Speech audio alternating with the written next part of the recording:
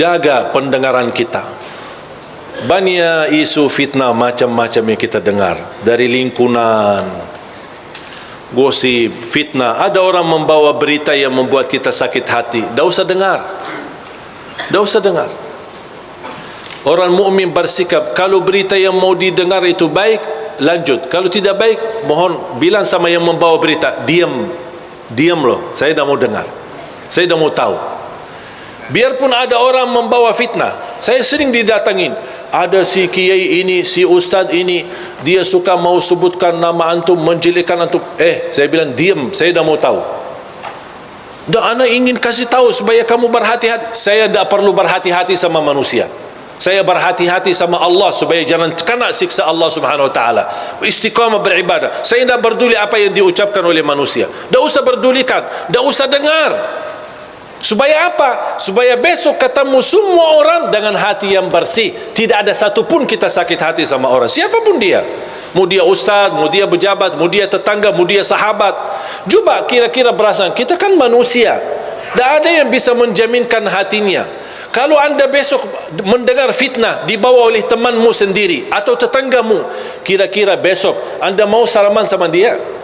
Biarpun anda berkenan salaman, kira-kira hatinya bersih atau sakit hati? Rasul sallallahu alaihi wasallam sendiri pernah berkata, melarang sahabatnya, jangan ada di antara kalian yang membawa keburukan cerita terhadap sahabatku yang lain, karena saya ingin bertemu dengan sahabatku dengan hati yang bersih.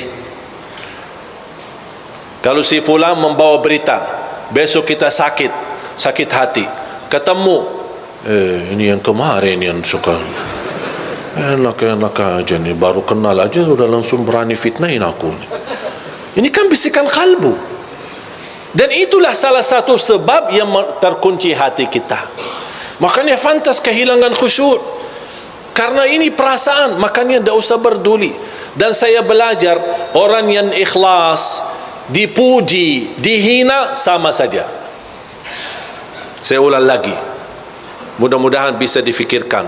Orang yang ikhlas dipuji, diangkat, diagungkan, dimuliakan, dihina, dicaci maki, sama saja. Dia tidak peduli.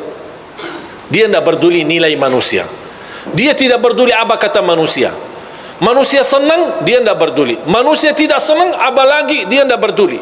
Yang dia pedulikan, Allah senang, Allah suka, Allah ridha, Allah mau, sudah selesai. Kalau kita bisa hidup insya Allah dengan seperti ini, insya Allah kita punya hati nurani, akan baik sama semua orang dan selalu berbaik sangka. Jangan kita selalu bertafsir sendiri. Dua orang duduk di sana, mereka bisik apaan ya? Jangan-jangan aku yang pusing kita.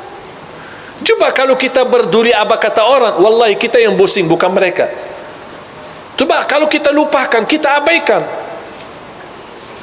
Dan saya nasihatkan, sampai ada seorang ibu berkata, alhamdulillah Ustaz, saya tidak pernah gosip orang, tidak pernah suka nomor orang, tapi mohon maaf saya suka dengar. Ya sama aja dosanya. Mendengar berita, melihat berita, caci maki, urusan orang, itu dosa semua. Tak usah peduli. Kita punya urusan sendiri. Dan selalu kita hidup dengan baik sangka. Walaupun anda melihat kawanmu yang suka di masjid, tiba-tiba masuk ke tempat maksiat, jangan anda su'uzzan. Kita tidak tahu apa yang terjadi. Mungkin dia mencari kawannya, mungkin dia mencari anaknya, yang dia dengar anaknya ada di dalam, langsung wah, ini biasakan yang ceramah selama ini, kok ngapain dia masuk ke situ? Langsung kita pakai tafsir sendiri, disertai dengan godaan syaitan, bertambah fitnah. Begitu kita dengar berita huwak yang tidak ada asalnya dan tidak ada dasarnya, oh ya betul-betul, saya kemarin lihat dia masuk ke tempat maksiat, bertambah buruk kita, bertambah beredar fitnah sana sini, dan kita membawa dosanya sampai hari kiamat.